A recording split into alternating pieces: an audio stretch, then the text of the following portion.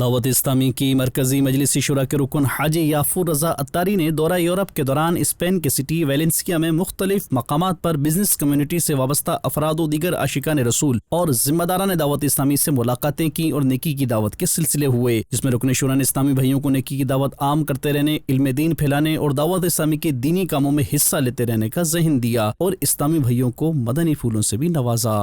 تبارک و تعالیٰ نے قرآن مجید فرقان حمید میں ارشاد فرمایا تم بہترین امت ہو ان ساری امتوں میں جو لوگوں میں ظاہر ہوئی، نیکی کا دعوت دیتے ہو، برائی سے منع کرتے ہو۔